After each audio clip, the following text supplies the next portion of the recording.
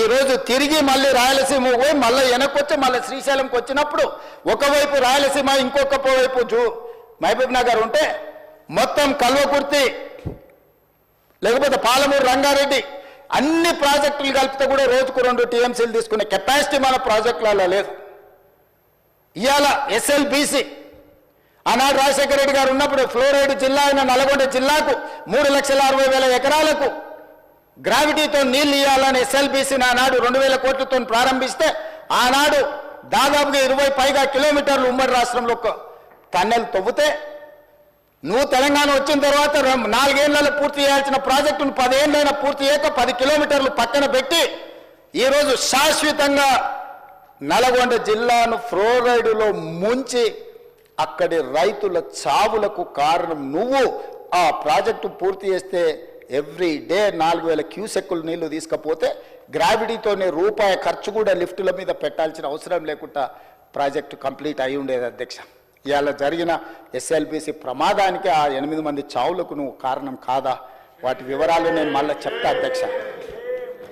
అలాంటిది పాలమూరు రంగారెడ్డి ఎత్తిపోతలు తెలంగాణ రాష్ట్రం వచ్చినాక ప్రారంభించి 10 సంవత్సరాలైనా నువ్వు పూర్తి చేయలేదు.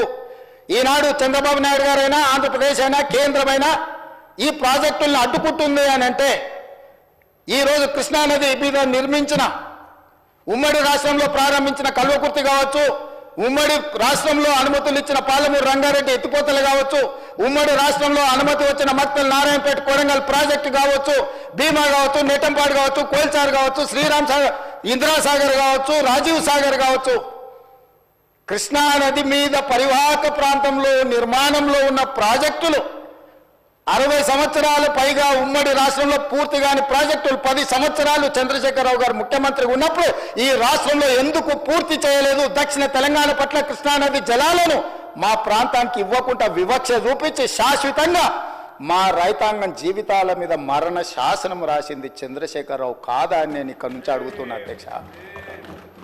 ఇవాళ ప్రతిపక్ష నాయకుడు వచ్చి ఇక్కడ కూర్చుంటుంటే నేను అడిగేదానికి సమాధానం చెప్పాల్సి వస్తుందని ఈరోజు వారి ముఖం చాటేసింది అధ్యక్ష. అధ్యక్ష ఇప్పుడే లెక్కలు ఇచ్చిండ్రు అధ్యక్ష.